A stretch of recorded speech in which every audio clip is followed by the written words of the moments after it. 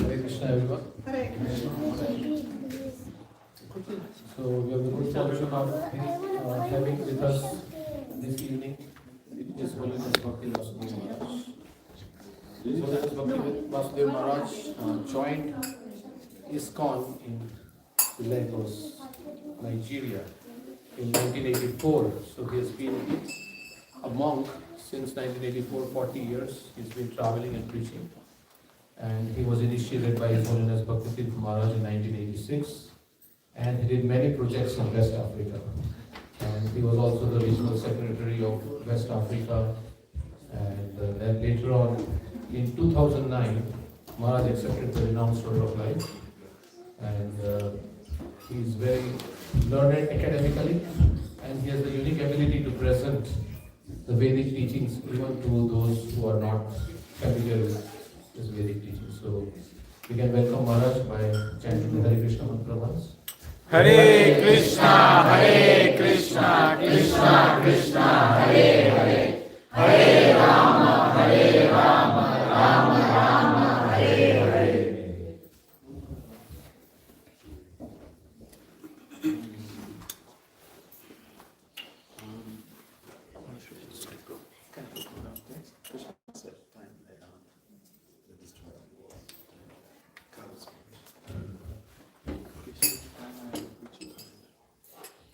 Jaya Radha Madhava Jaya Radha Madhava Kunja Bihari Gopi Janavallabha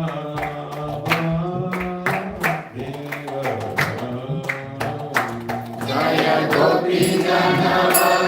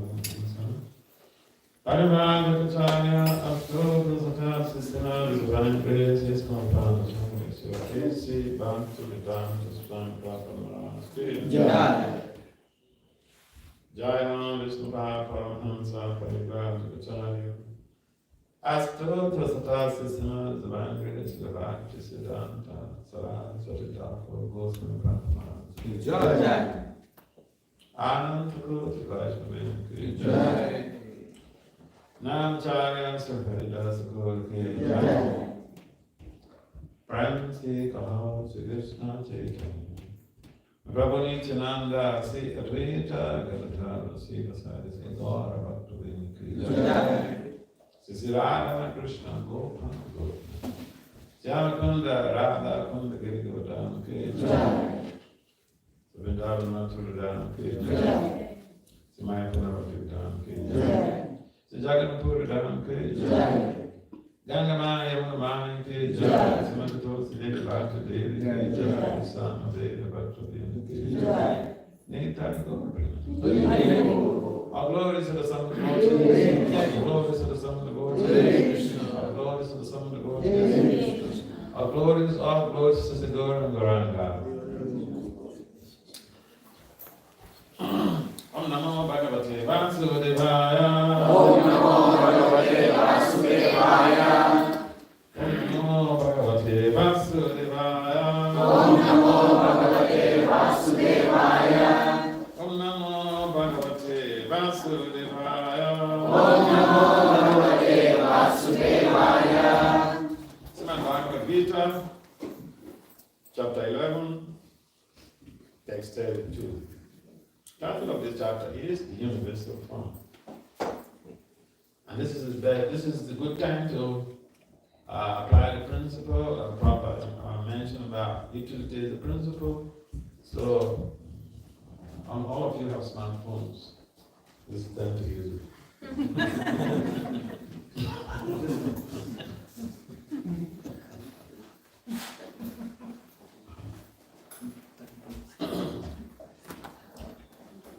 Sri Bhagavan Vacha. Sri Bhagavan Vacha. Kalosmi Loka Chaya Kripa Vrido. Kalosmi Loka Chaya Kripa Vrido. Lokam Samahatum Iha Pavritaha. Lokam Samahatum Iha Pavritaha. Ritapitvam Bhavishyanti Sarve. Ritapitvam Bhavishyanti Sarve.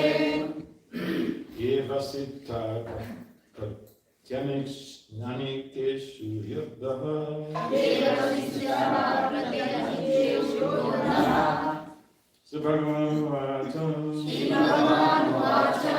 Kalosmi Loka Chaya Kripa Vrido. Kalosmi Loka Chaya Kripa Vrido. Lokam Samahatum Iha Pravitaha. Lokam Samahatum Iha Pravitaha. Ritapitvam Bhavishyanti Sarve. Ritapitvam Bhavishyanti Sarve. Eva Siddha Pratyamikeshu Yudhaha. Eva Siddha Pratyamikeshu Yudhaha. Get someone to कालोस्मि लोकक्षयकृत् प्रवृद्धो Kalosmi Loka Chaya Kripa Vrido. लोकान् समाहर्तुम् इह प्रवृत्ता Lokam Samahatum Iha Pravritta. तेऽपि त्वां न भविष्यन्ति सर्वे Ritapitvam Bhavishyanti Sarve. एव स्थिता प्रत्यनेकेषु योधा Eva Siddha Pratyamikeshu Yudhaha. Next. Shri Bhagavan Uvacha. Shri Bhagavan Vacha. Kalosmi Lokashayakrit Pravriddho. Kalosmi Loka Chaya Kripa Vrido. Lokan Samahartum Iha Pravrittaha. Lokam Samahatum Iha Pravrittaha. Kritepi Tvam na Bhavishyanti Sarve. Ritapitvam Bhavishyanti Sarve. Eva Stita Pratyanikeshu Yodaha. Eva Siddha Pratyamikeshu Yudhaha. Anyone else? Shri Bhagavan Uvacha. Shri Bhagavan Vacha. Kalosmi Lokashayakrit Pravriddho. Kalosmi Loka Chaya Kripa Vrido. Lokan Samahatum Iha Pravrittaha. Lokam Samahatum Iha Pravrittaha. Tepi Tvam na Bhavishyanti Sarve. Ritapitvam Bhavishyanti Sarve. Eva Stitha Pratyamikeshu Yodaha. Eva Siddha Pratyamikeshu Yudhaha. Anyone else? Shri Bhagavan Vacha. Shri Bhagavan Vacha. Kalosmi Loka Chaya Kripa Vrido. Kalosmi Loka Chaya Kripa Vrido. Lokam लोकान् समाहर्तुं यः प्रवृत्तः ते विद्वान् न भविष्यन्ति सर्वे ते विद्वान् न भविष्यन्ति सर्वे एव स्थिता प्रति अनिकेषु योधः एव स्थिता प्रत्यनीकेषु योधः. Anyone else?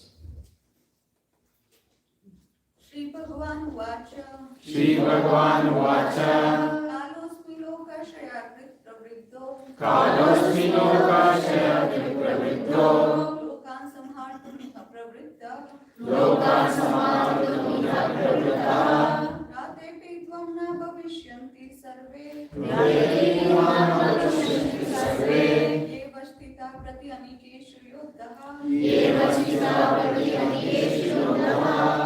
Thank you. What the word translation? Sri Bhagavanuvacha.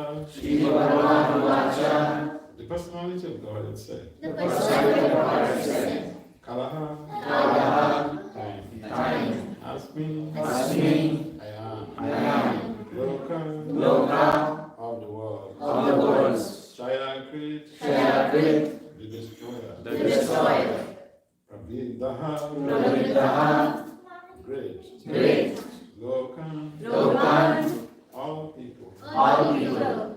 Samadhatum. Samahartum. In destroying. In destroying. Iha. Iha. In this world. In this world. Pravitaha. Pravridaha. Engaged. Engaged. Greeted. Greeted. Without Without for. except for Happy. Happy. Even. Even. Twan. From. You. You. Now. Now. Never. Never. Bhavishanti. Bhavishanti. Will be. Will be. Sarve. Sarve. All. All. Ye. Ye. Who. Who. Avatistaha. Avastitaha. Situated. Situated.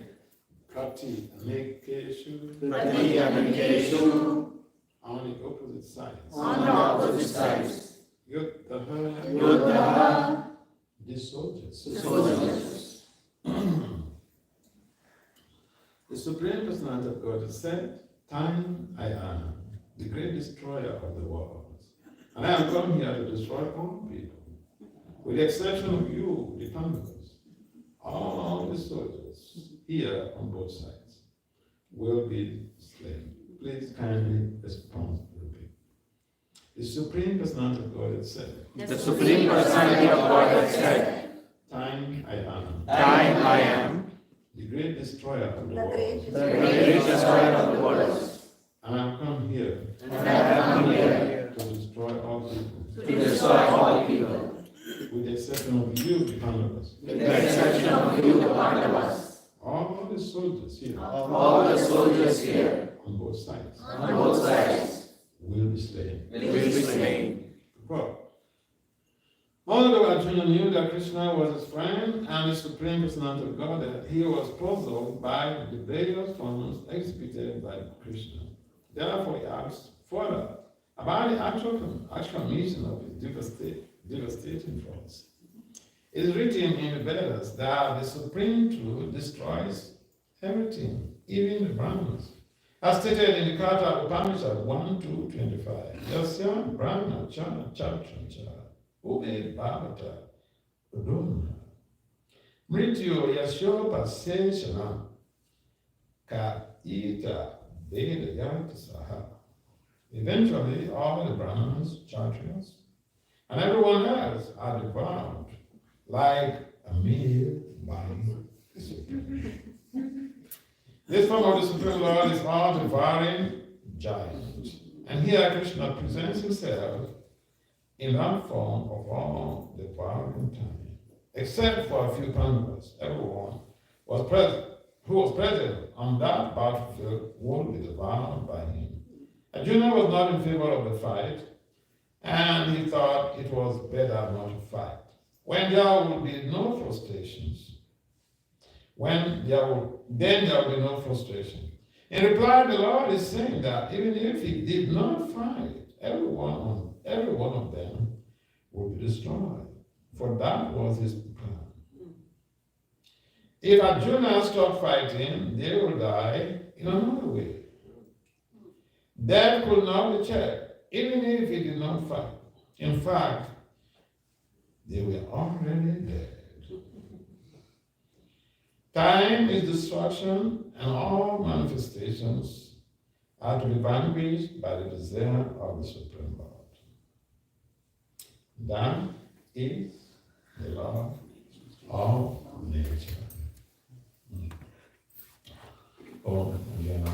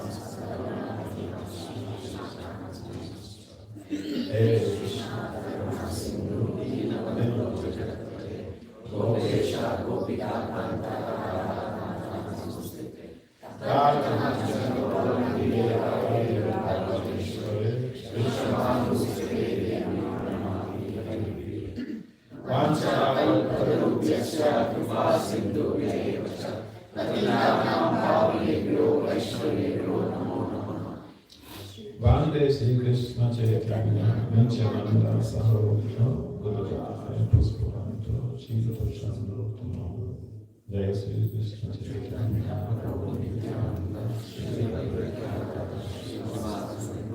Lord Hare Krishna Krishna Krishna Hare Hare Hare Rama Rama Rama Hare Hare Namo Vishnu Padaya Krishna Prestaya Bhakti Swami Namaste Saraswati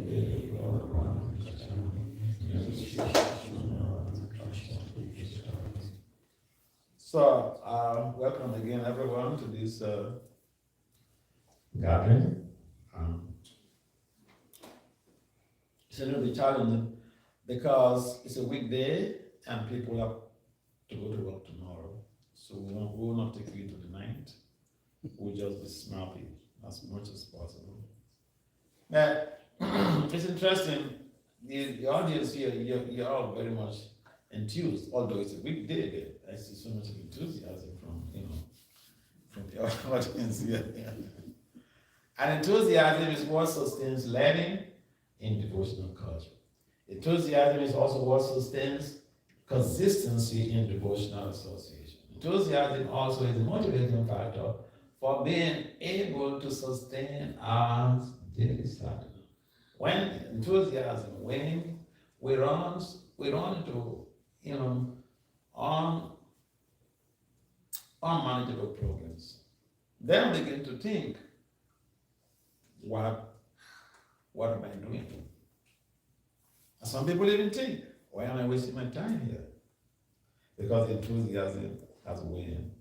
And so what traditionally happens is that, we need to think about the time we join and see and reflect on how we're very enthusiastic and strategize how to rejoin Krishna consciousness. That will help us in maintaining sustaining our enthusiasm. But I see that you guys are very enthusiastic. So which is a good sign. So this very text, Professor Oppenheimer, how many of you know about Professor Oppenheimer? Oh, a lot of people. Okay. And for those who don't know about Professor Oppenheimer, he was one of the guys who spearheaded the innovative creation of the atomic bomb, and he detonated it.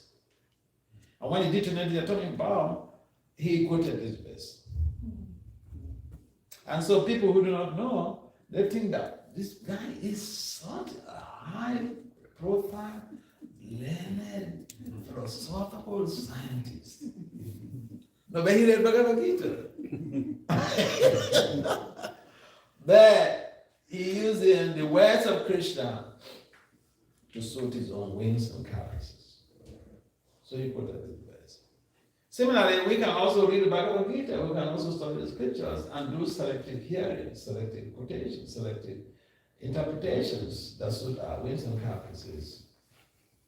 And then we become like small, new.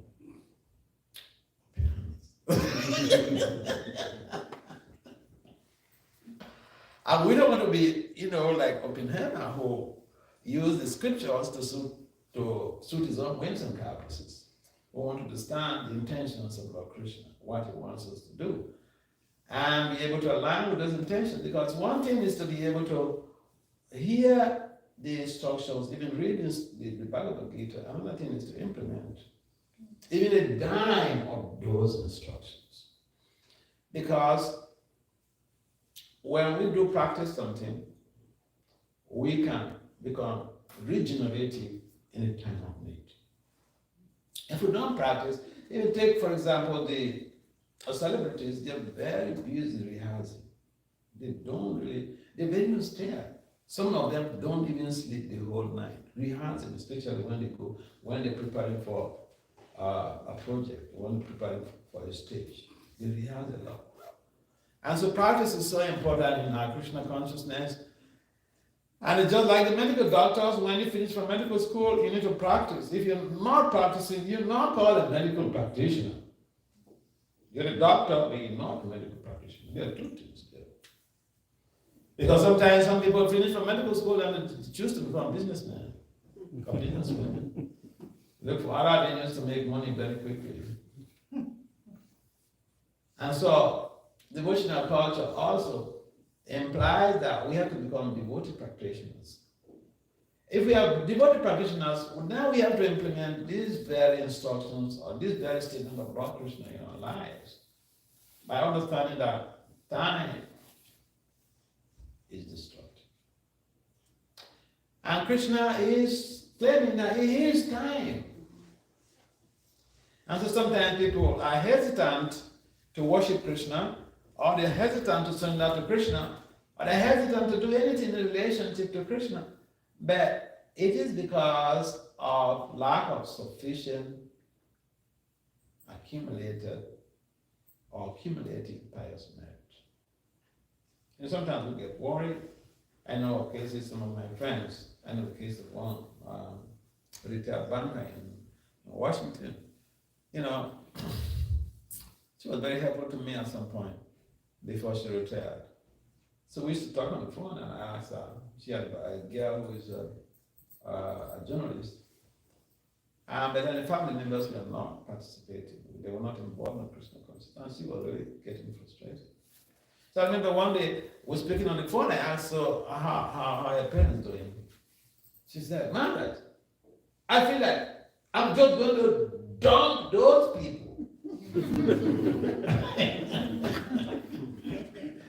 Yeah. So my response to that was, okay, because you're a devotee and you feel everyone around you should just be devotees, it's not difficult, right? But it doesn't work like that. So Lord Krishna also mentioned in the Gita, Bhavana Janamante Jnanava Yampapadant Vasudeva Sabhati Samahati Sudula. Su is in the superlative degree.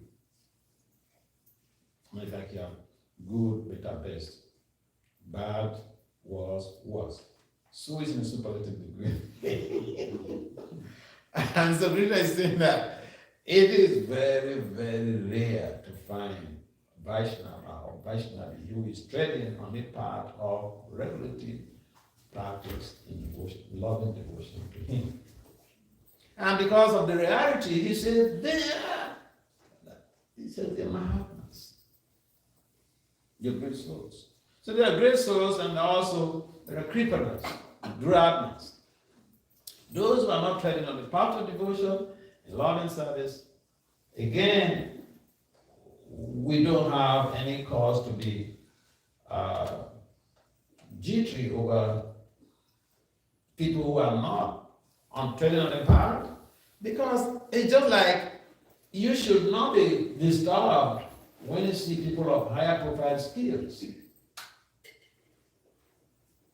Because it takes only people who have great endeavor, perseverance, to go for high profile skills.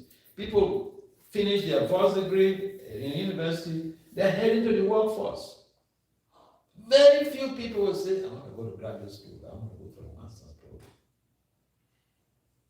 Over 90% of the students who graduate, they're moving forward to the workforce.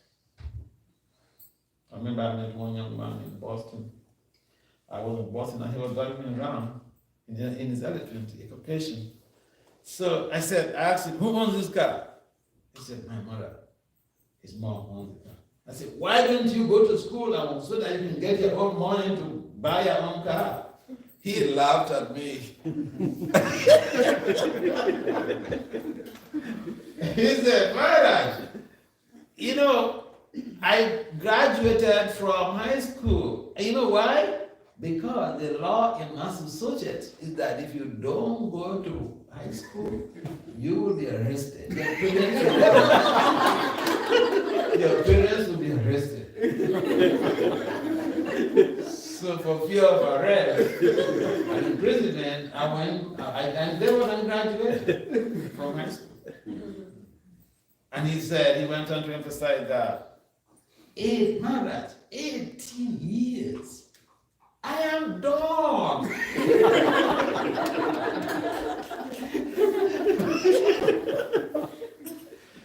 He can't do more than that. So, the point is that, you see, not everyone is going to take this path you're treading on because they've had enough. They've had enough. They don't have sufficient security. And therefore, devotees need to be exceptionally patient with people around them when they find that they are not aligned with the system based on their expectations. We should not be having over expectations from people. Because we are not going to check their spiritual balance to see whether they are qualified to chant Krishna's name or to perform devotional service. So I told that lady, see, you think the process is very easy because you are doing it. And because your parents are not doing it, now you want to, you want to show them that, hey, you're superior, get out of my life. I say it doesn't work that way. So you calm down. And essentially, time kills all of us. I remember when I was younger, working in the Justice Department, we had this conception as young men that, after work, because we live by ourselves in our early 20s, and, after work, we go to find somewhere, we say, go find somewhere to kill time. But no one actually kills time, According to Krishna, time kills all forms. And therefore, the watchword is that we don't abuse time. To abuse time is very dangerous. Because time is precious. And there are a lot of repercussions that come with abuse, especially in America. If you mean your child, if you abuse your child and they come to police, you're going to jail. That's when you know that the child is not actually your property.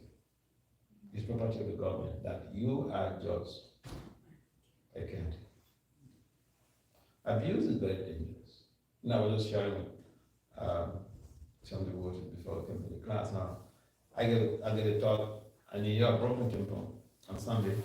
And after the class, a young man came to me and he said, Maharaj, all the things you said, you are talking to me.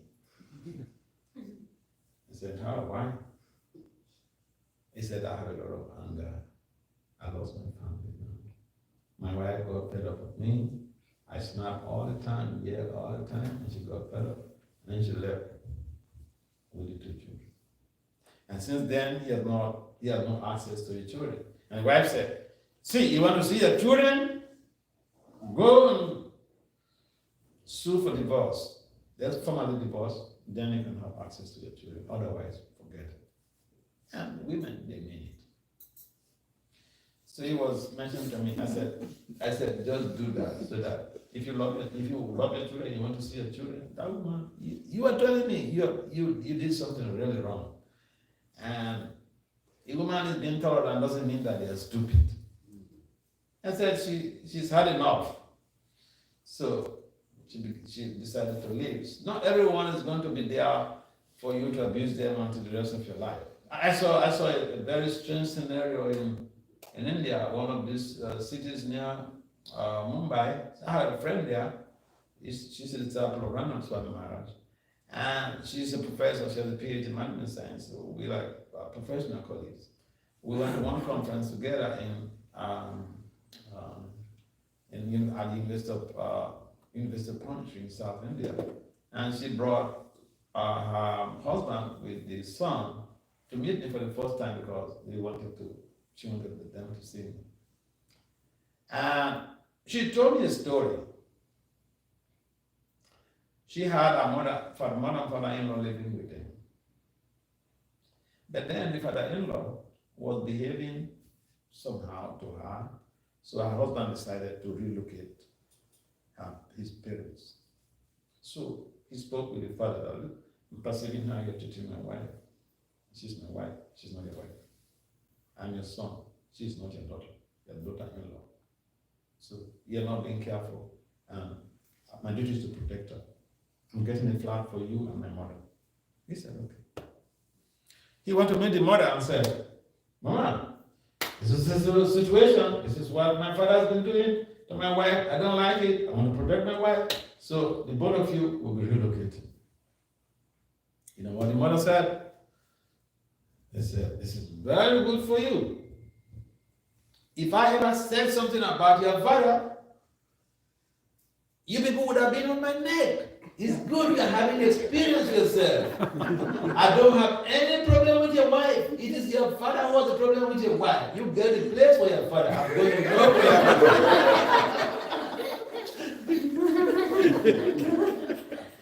He said, right from the day they got married, this man has been abusive.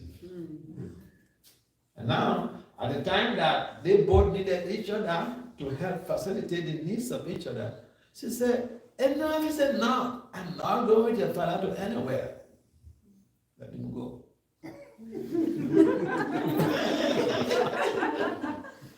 So, let's be careful how we treat people. Let's be careful how we use Krishna's energies. Let's be careful how not to abuse time, because time is very destructive. I meet some people, as I told around, and one of those outstanding situations that I met a number of young people, sometimes even not young people, who say, I'm not assisting around because I don't have the time, because of work, because of career, school, whatever. So I had somebody I met some years ago in Michigan, and he was a very brilliant shot. He was doing his specialization in MD at the time. He finished his MBBS in India, and then got a scholarship to come to do his specialization in America.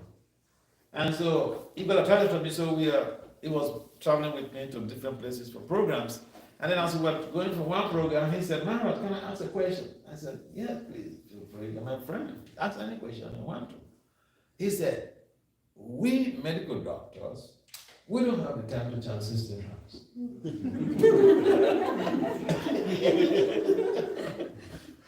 So my question to him was, you think you're the first medical doctor in this movement? I said, see, the home I stay in Washington, D.C., the man is a medical doctor. The wife is a registered nurse. They have 2 boys. They have to drive to school every day. They have big deities at home. They have to wake up every day to do Mangaranti before they go to work.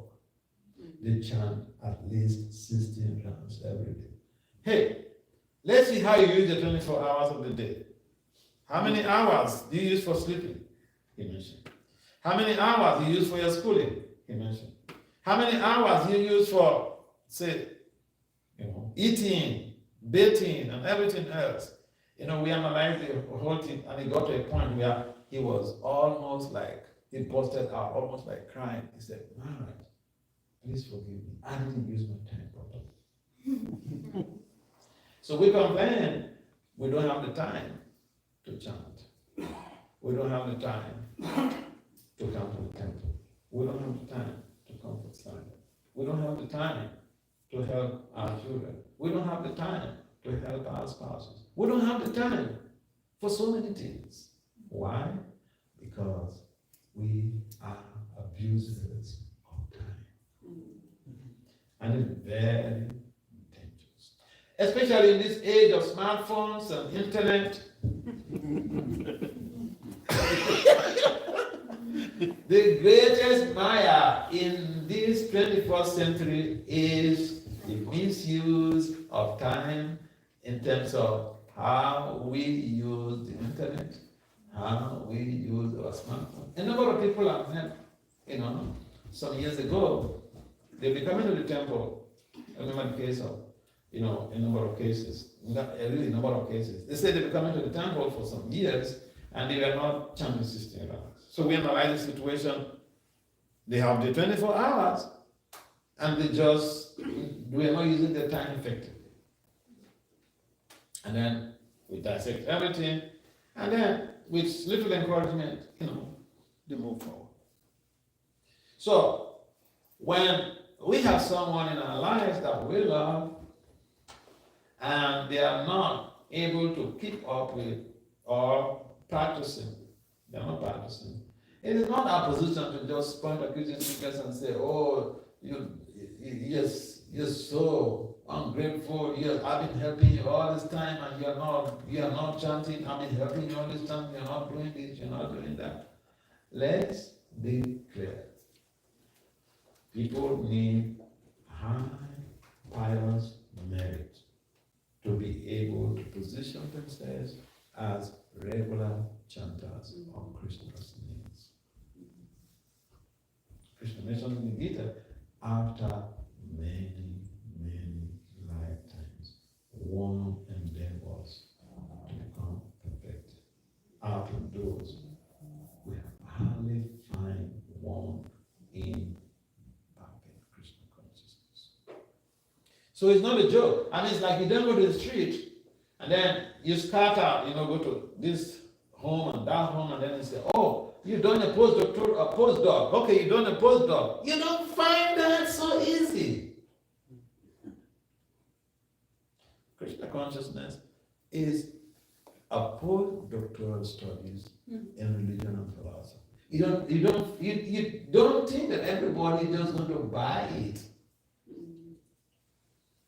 But we need to consistently inspire and motivate people around us. So I asked you a question, and I think I raised this issue, was it yesterday I come in this place? Suppose you have a child, you have a kid, and then they say, hey, Govinda, you chant Hare Krishna. Chant and be happy, okay? They say, Dad, I'm happy.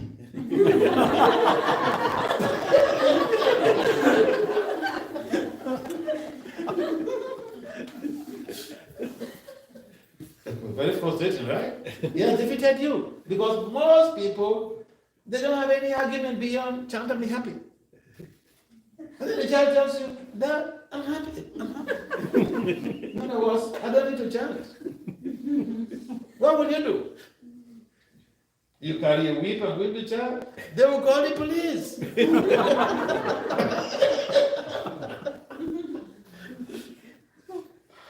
Therefore, we have to understand that time is not on one side. We have to develop different strategies on how to motivate and inspire people to take to Krishna consciousness. And one of the things I was sharing yesterday was if someone you love is still your child, and this is sometimes we just blame the children, they're not chanting and all that. Did you prepare? Did you prepare well? Did you and your spouse prepare to invoke a soul that will sustain that devotional energy in your family? Or you just enjoy the sex and you're expecting a high profile soul like Prahlad to take birth in a family? Again, see, it boils down to another spectrum. To be married, anybody can get married. Anybody can get married.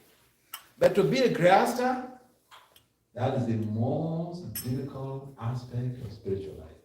It's more difficult than being a Swami.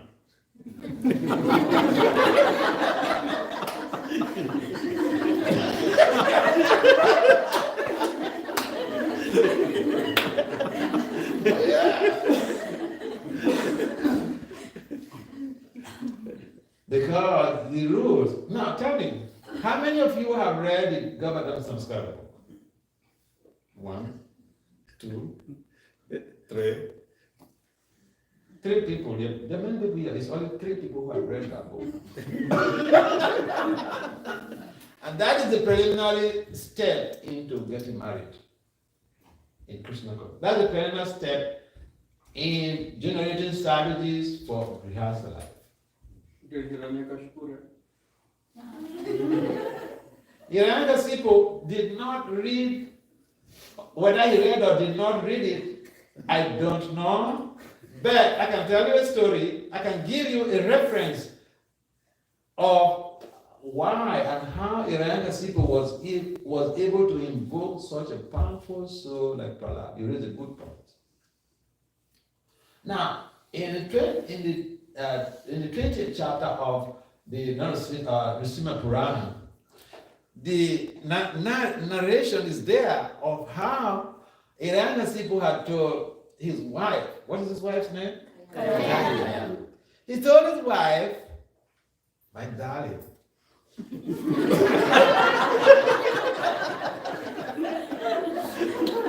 I'll be going to the forest for a long time for austerities. She prepared the wife in advance. Prepared the wife's mind in advance. And so, Hiranyakashipu eventually went to the forest to perform some austerities. And these austerities were geared towards enabling him to become immortal. And Lord Brahma, whom he's praying to, he himself is not immortal. And before Hiranyakashipu even went to the forest to perform the austerity, his intent alone created a lot of anxiety for Lord Brahma. Brahma knew beforehand what Hiranyakashipu intended to do. So that gave him a lot of anxiety. And Narada Muni, who is the best of Lord Brahma's sons, he also knew that his father was passing through some anxiety that was being caused by Hiranyakashipu. So as a very reliable son, he went to his father and said, like the traditional, helping son. He said, Papa, you don't worry. I don't have a problem. You don't worry. I'll deal with it. So now that Brahma thought, wow, that's a relief. Brahma, he trusts his son Narada. Brahma himself said Narada is his best of sons. Because he's a perfected soul, pure devotee of God. Not only pure, he spreads Krishna consciousness all over the 3 worlds. So, when Hiranyakashipu had gone to the forest to perform the austerities, Narada spoke with his friend Parvata Muni that, hey, I got some fun. Let's get involved in some fun.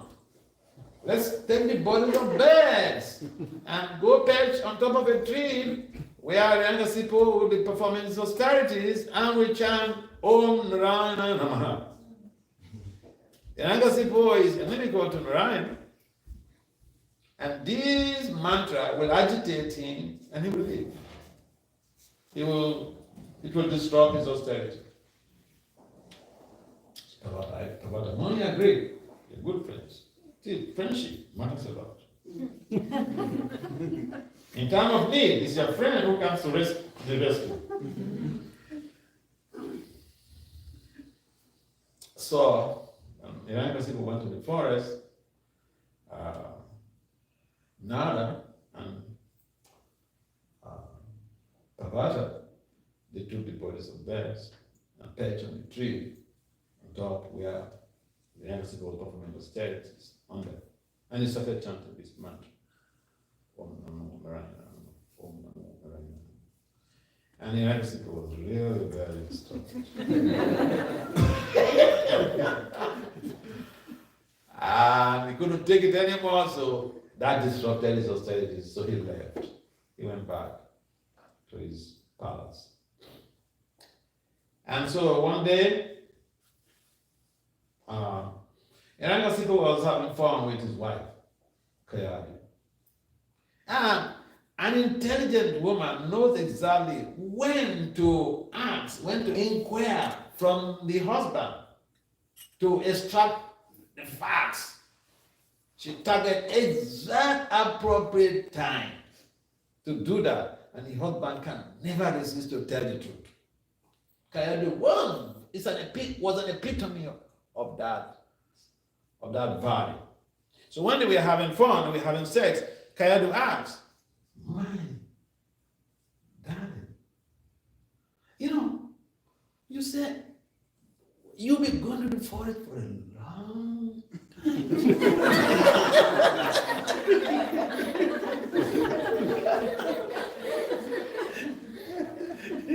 But you came back so quickly.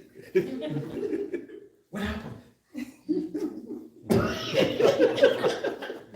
This narration is there in 20th chapter of Narasimha Purana. So, Hiranyakasipu, he started narrating the scenario, what transpired when he went. And as he was repeating those syllables, Om Namo Narayana, at that time he did not say it. That was how that powerful soul palace was invoked into Kayala's womb. Yeah, so it shows the power of the holy name. And therefore, for grihastas, if you want to be a grihasta, you can. See, our Grihasta community, we have not started producing sannyasis. We have produced very, very learned devotees. People who got a PhD, went to like under 30 and all those things from Oxford. We have not started producing sannyasis. It's time to do that.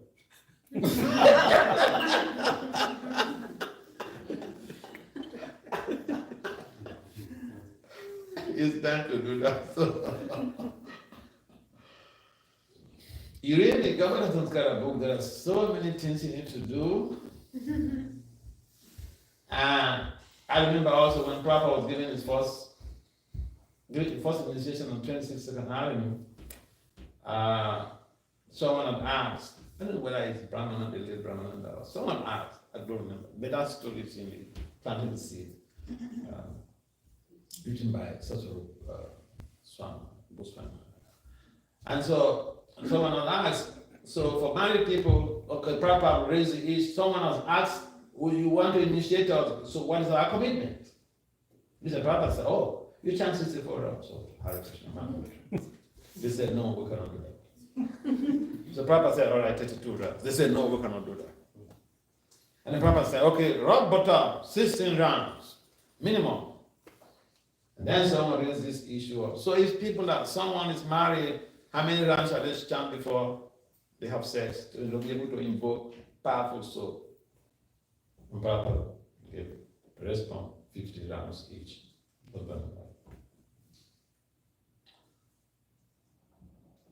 And when you chant 50 rounds, you will really be saturated with Krishna consciousness. That is when the real prospect of sex being service of Krishna comes in. Yeah. We see the example of Venkasita where he was chanting, he was repeating what the birds were chanting. That the Prahlad was the result. Just see how powerful the holy name can be. It did not only save, what's the name of this? The one who chanted Narayan? Ajamil. Yeah, Ajamil. We know the case of Ajamil, but this is another perspective, of how powerful the holy name is. That if you do this at the appropriate time, husband and wife will do this. So that's why I said that's one of the perspectives that, how many people are going to be able to chant 50 rounds before they have sex at 5 o'clock? At 5 o'clock.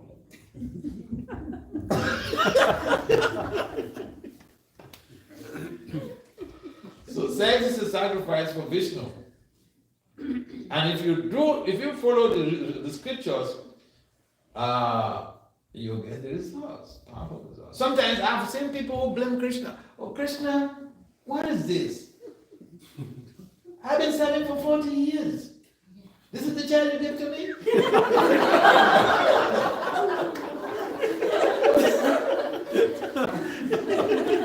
She's not interested in chanting. Why you do this to me, Krishna? Wish to not be passing the buck.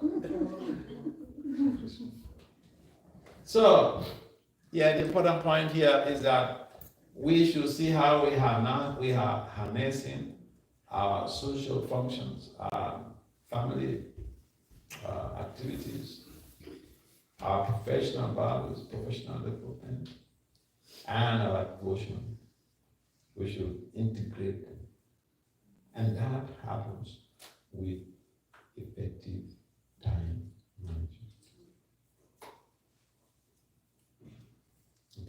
If people learn to manage their time effectively, we can progress so much in devotion. We can have a great value in terms of balancing our devotion and our family affairs and our profession.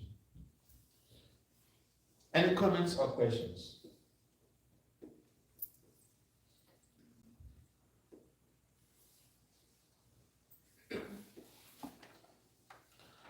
Maharaj, just a comment, I had this doubt, I have a small kid now, and same thing, chanting 16 rounds sadhana, how is that possible, And, you very well explained. I was asking the same question to my mom, a few days back, and she didn't have a right answer, she sent me some videos of, from YouTube, like, watch this, to help you. Like, no, that's not cutting it for me. But what you mentioned today, is put things into perspective. We need to be very accountable, not abuse time. And, if you're still not finding time, you should go back and, try to account for it, how you're spending it, and which I have not done yet. So, Yeah, thank you. Any other comments or? All right, in the absence, okay. Maybe people are waiting there, okay. No, So Maharaj, you mentioned about, invoking the child, in marriage. So, like so many devotees are, here, so many devotees are there in ISKCON, and not everybody's parents were devotees. So how is that, they got... Yeah, that's a good question. That's a good question. It's like, a question could also be asked that, how is it that someone who is not enrolled in the police force, who did not undergo the training of a policeman or policewoman, follows the rules, follows the road traffic ethics, follows the Constitution? How is that? Some people have that type of security from the past. Some people were devotees, they never completed it. So in this life, they're born into different type of circumstances, situations. And even from what they were growing, or even from childhood, some people are just, they have that inclination. Everybody, my case, when I was a kid, I was asking questions. I was born in a community where there was a lot of variegatedness, People who were very rich, people who were very poor, and someone, if seated, lame. And so those things, they triggered some type of inquisitiveness in me. And I asked, people, family members or teachers or whatever. And practically the answer I received was, hey, you're a small boy. You ask too many big questions. Instead of telling me they don't know.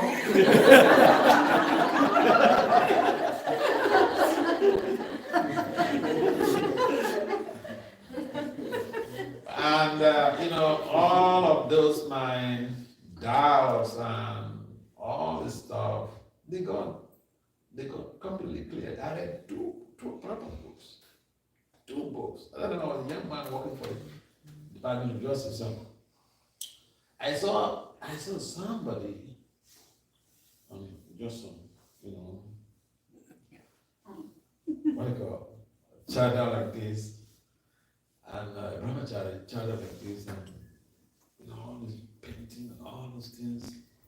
So I was coming back from work, and I saw, and I was working in the main city of Port Harcourt. If you Google Port Harcourt, that was the first oil well in the whole of Africa. So we are people from different cultures in that vicinity. But then this guy, as I was coming, I saw people, he was standing by the road, and then people were meandering, instead of coming straight, they were taking like this or like this. They were afraid of him. But then at that time, it was like a probing period for me in my early 20s. The things that people are afraid of, I like that. So as people were just, meandering and trying to avoid it, I just went straight to him and queried him, what are you doing here? He was very humble, very sober. He started explaining about the books and their teachings and all this. And so it made some sense to me. So I saw some title. I got 2 books. I remember I got 2 books. And I remember even that devotee, he ended up being the one who trained me Pujari services in the temple. He later died in an accident. But, Prabhupada's 2 books just give all the answers I need. So people come from different settings, and the question is, my parents, they just enjoy sex, and then I was born maybe by accident or something. They didn't know anything about Gopata Samskara. Okay? But, Krishna has arranged for those who have some inclination, they could be born in any environment, and again, by his sweet will, he brings them over to prosecute devotional life. And the essential thing is that we have to strategize on how to produce high-profile people also in our society. And the science is there. The science may be difficult. Frankly speaking, if somebody who says to be a grihastha is easy, they are not yet grihasthas. No, I'm serious. It's a very difficult job. And when you have a child who is a little bit interested in Krishna consciousness, you should thank God. Because some of the children are not. I know some children born in this movement who went to jail for drugs. LP. I know children who were born in this movement who went to jail for drugs. So, we might not understand or know the value of being in Krishna consciousness, but try to understand, you've come a long way. A long way. So let's team up, come together, and see how we are harnessing our spiritual life with our our social life, with our family life, with our professional life. In a B, to accelerating in this life and attaining perfection, so that we don't have to come back again for another material. Srila Prabhupada ki jai. Jai.